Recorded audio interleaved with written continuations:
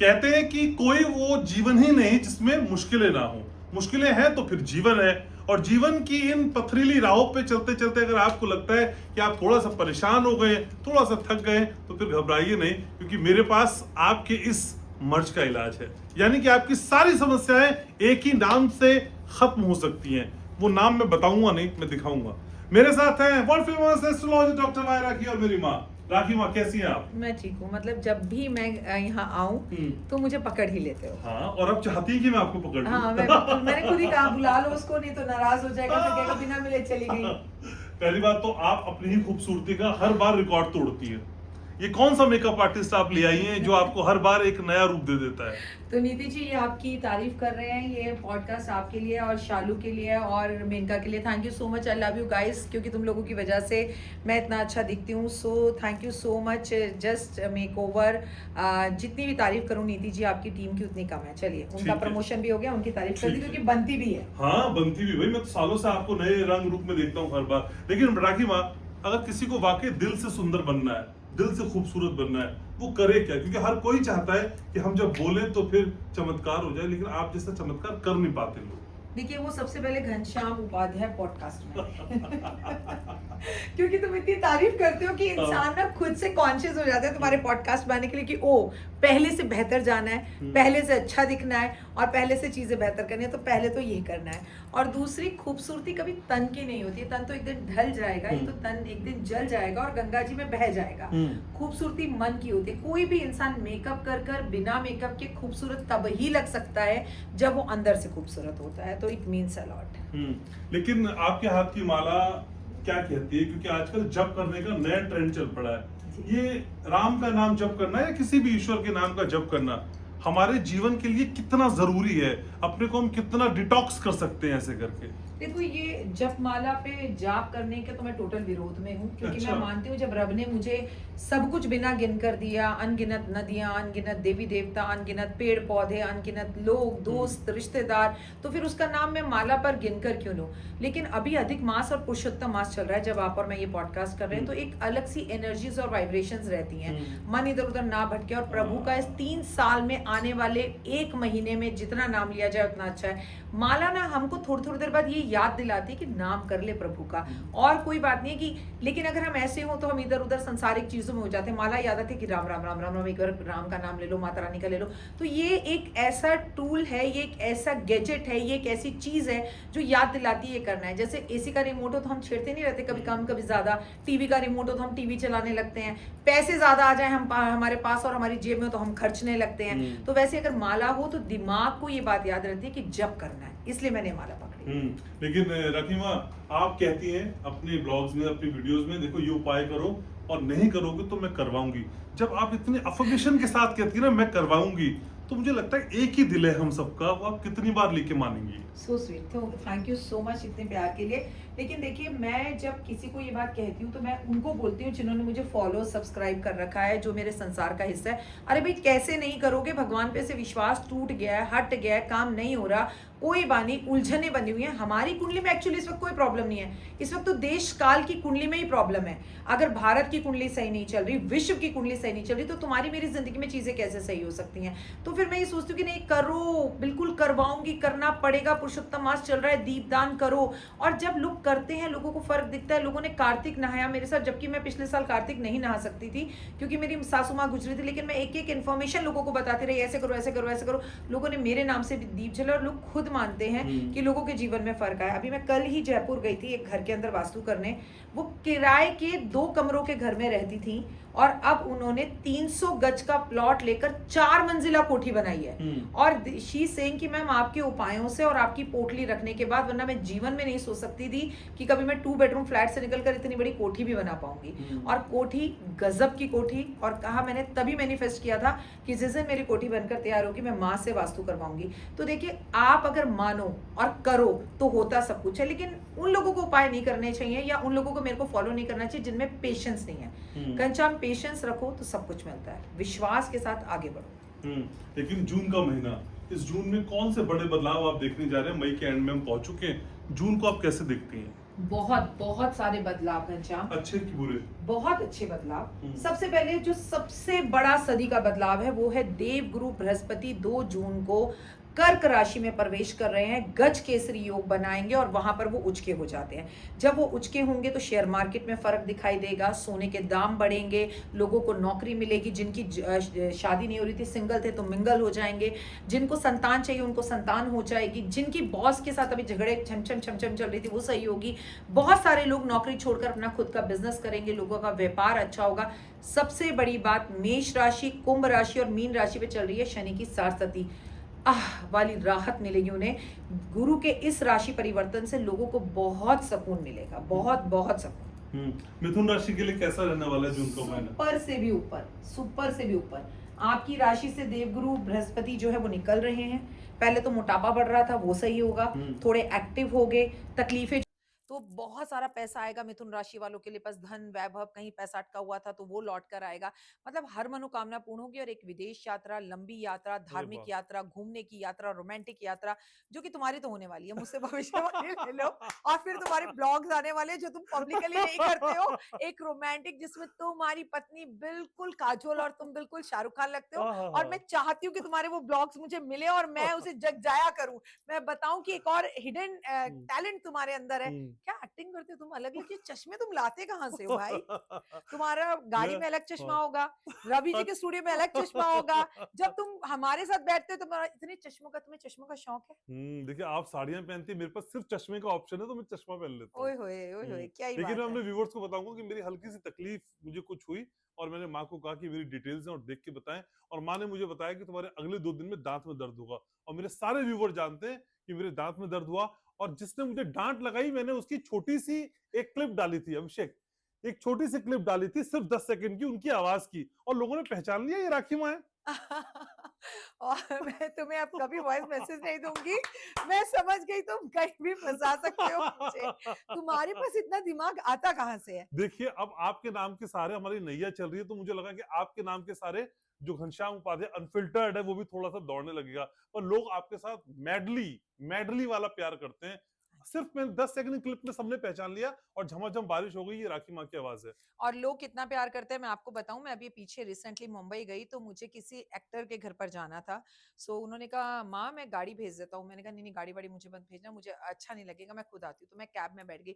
अब वो कैब वाला ना बार बार शीशा सही करे जा रहा, तो मुझे बड़ा अनकंफर्टेबल लग रहा। मैंने कहा भैया कुछ बात है? तो बोले आप वही है ना जो घनश्याम के पॉडकास्ट में आती हैं। मतलब उसे मेरा नाम याद नहीं है कि मैं कौन हूँ। मुझे जी, मैंने कहा मैं वही हूँ, छोटी मोटी सी पॉडकास्टर जो घनश्याम जी के, वो घनश्याम जी बड़ा अच्छा बोलते हैं, तो सर बॉम्बे तक फेमस है। ये हमारा ना माँ बेटे हम एक दूसरे की पब्लिसिटी करते हैं और पूजा में इशारा देती है। लेकिन माँ आपको क्या लग रहा है बड़ी भविष्यवाणी के तौर पे हम जून को कैसे देख सकते हैं? तो जून के लिए ना सबसे जरूरी बात है, बहुत बड़ा गोचर है तो लोगों को राहत मिलेगी, नौकरी मिलेगी, शांति मिलेगी। झगड़े आपस में जो चल रहे थे वो थोड़े से राहत भरे होंगे।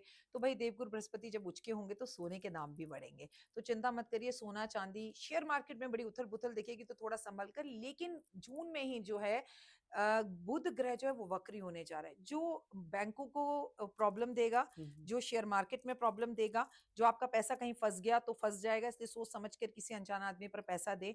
और कहीं ना कहीं यूथ जो है, यानी ये जो जेंसी हैं, जिसे हम जेंसी कहते हैं, जिसे मैं कहती हूँ बिगड़े हुए बच्चे, ये सड़कों पर उतरेंगे, विरोध करेंगे। और जैसे अभी आपने कॉकरोच जनता पार्टी देखी, ऐसी बहुत सारी ऊट पटंग चीजें करते हुए दिखाई देंगे। गेम्स में लेकर बच्चों की रील्स वायरल होंगी। तो ये सब कुछ बुध के वक्री होने के बाद बच्चों के अंदर बहुत उथल पुथल दिखाई देगी। लेकिन औरतों को, महिलाओं को अपना बहुत ध्यान रखना है। जैसे कि अभी हमने बहुत सारी दुख के साथ टीशा का जो हमने देखा, ऐसे बहुत सारे जो दहेज को लेके केसेस आए, वो केसेस अभी आपको और भी आगे सुनाई देंगे। तो महिलाओं को, लड़कियों को अपना बहुत ध्यान रखना है। लेकिन आपको क्या लगता है हम कितने ही अपने को बहुत फॉरवर्ड समझ लें, महिलाएं आज भी बैकफुट पे हैं?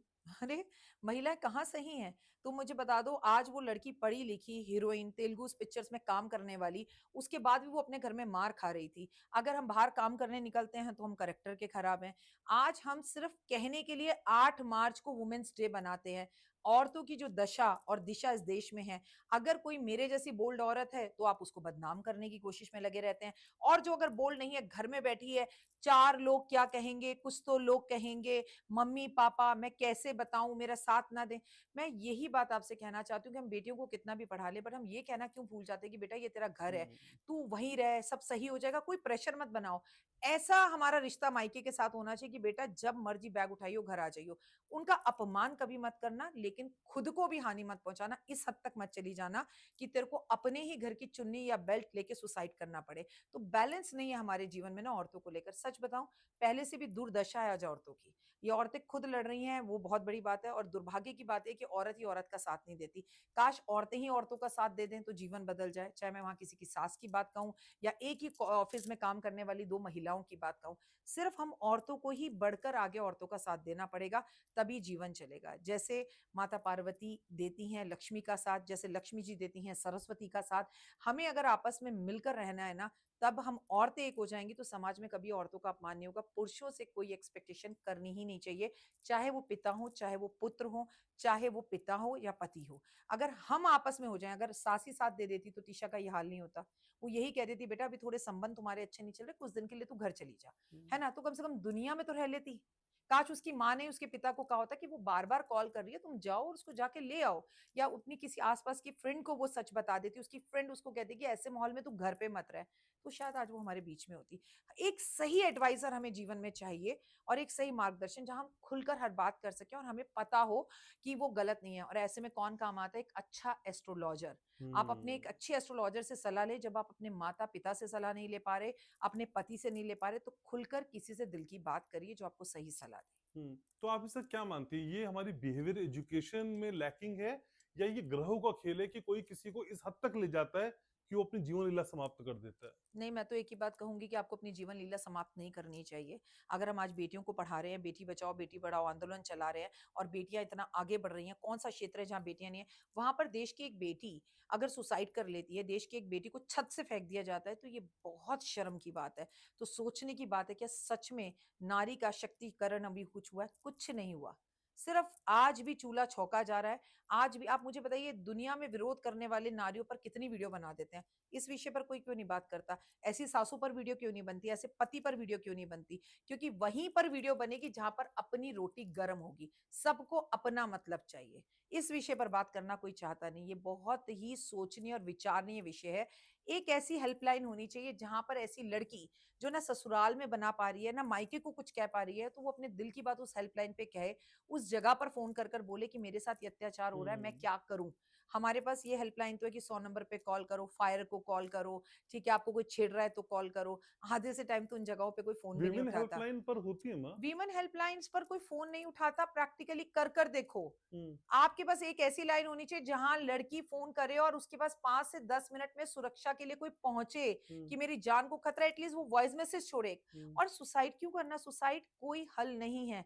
जो भी सुसाइड करने का सोचता है, बस वो एक बार ये समझ ले कि मैंने हॉस्पिटल में लोगों को अपने बिस्तर, अपने घर, अपने कपड़े, अपनी अलमारियां, अपने सोने के जेवर बेचते हुए देखा है, जीवन को प्राप्त करने के लिए। इसलिए सुसाइड करने से पहले 2 बार सोचें। जीवन बहुमूल्य है और हम्म। किसी के लिए मरा नहीं जा सकता। हम्म। इसका ध्यान रखें। लेकिन अगर ग्रहों के हिसाब से, ज्योतिष उपाय के हिसाब से, किसी के मन में ऐसा कोई फील आ रहा है कि वो अब अपनी जीवन लीला समाप्त कर दे, क्योंकि वो फ्रैक्शन ऑफ सेकंड्स का खेल है, जी। क्या कर ले माँ? चंद्रमा पीड़ित होता है तब ऐसा होता है। सबसे पहले कच्चा दूध पी ले 1 सेकंड के लिए, ठंडा पानी पी ले 1 सेकंड के लिए, उस व्यक्ति को कॉल करे, शायद जिससे बात करनी बंद भी कर दो, किसी एक अपने नंबर में उसे हेल्पलाइन नंबर की तरह से रखिए, उस व्यक्ति को कॉल करिए जिससे आप मन की बात कर सके, जो आपको समझे, जो आपको हम्म। जज ना करे। और हमारी जिंदगी में वही बंदा मिसिंग है आज। हम्म। ठीक है, बातचीत को समेटेंगे, लेकिन उससे पहले, जाने से पहले, क्या पूछता हूं मैं आपसे? धन धन धन। मेरे तो मतलब सब आने वाले भी समझ गए हैं कि क्या चाहिए, पैसा कैसे बरसे। देवगुरु बृहस्पति अतिचारी होकर उच्च के हो रहे हैं, और बहुत खूबसूरत ये योग बन रहा है। आप जितना हो सके उतना कड़ी चावल खाएं, उतने पीले चावल खाएं, पीले चावल बांटे, आम बांटे, केले के पेड़ की पूजा हर रोज करें, हर रोज हल्दी का पानी पिए, हर रोज हल्दी पानी में डाल के स्नान करें, हर रोज नमो नारायण का जाप करें, विष्णु भगवान की तस्वीरें आपके घर में जरूर हो, श्री यंत्र आपके घर में जरूर हो, महालक्ष्मी की पूजा करें और हो सके तो केदारनाथ बद्रीनाथ दर्शन कर आए, लेकिन जाने से पहले अच्छी तरह से मुहूर्त देख लें कि कब जाना है, क्योंकि आने वाले टाइम में उत्तराखंड में कुछ प्रॉब्लम्स है। और एक उपाय मैं जोड़ दूं अगर आप कहें तो, जी। अगर आपको पैसा चाहिए तो फिर आपके पास मेरी तरह राखी माँ होनी चाहिए। How sweet. तो जहां आप राखी माँ होती है वहां पैसा, सम्मान, मान और पॉपुलैरिटी खुद ब खुद आती है। थैंक यू ये सो मैं मच। 2 अक्टूबर 2024 से रियलाइज कर रहा हूँ। थैंक यू सो मच, ये तुम्हारा प्यार है और आपके घर में भी धन बरसे, बारिश हो, लेकिन पैसा हमेशा पैसे को खींचता है, तो पैसा खर्चिए, पैसा आएगा। प्लीज जिए और जीने दे, जिंदगी बहुत छोटी है। मंगल और सूर्य की वजह से गुस्सा ना करें, नौ तपा चल रहा है। पानी बांटे, पानी बांटे, पानी बांटे, बहुत अच्छे कर्म करें और प्लीज लोगों को कॉम्प्लीमेंट्स दें। जय माता दी। तो आज की इस बातचीत को समेट रहे, और आप जानते हैं मैं आपसे बहुत प्यार करता हूँ और मैं आपसे भी बहुत प्यार करता हूँ। आप जानते हैं, मुझे कहने की जरूरत नहीं है। मैं भी तुमसे बहुत प्यार करती हूँ और मुझे भी कहने की जरूरत बिल्कुल नहीं है, लेकिन अपना ध्यान रखो, काम उतना करो जितना जरूरी है और ममता के साथ एक अच्छा सा वीकेंड बिता करो। अच्छा, एक सवाल और, मुझे चिढ़ क्यों होती है जब आप किसी और की रील लगाती है? अगली बार इसका जवाब देंगे। ठीक है, thank you so very much. आज की इस बातचीत को समेट रही, अनफिल्टर्ड बातचीत है, अनएडिटेड बात है, कुछ इधर उधर तो प्लीज माफी हो गई, गलती दे दीजिएगा। लाइक करिएगा, शेयर करिएगा, सब्सक्राइब करिएगा और याद रखिएगा मैं आपसे बहुत प्यार करता हूँ।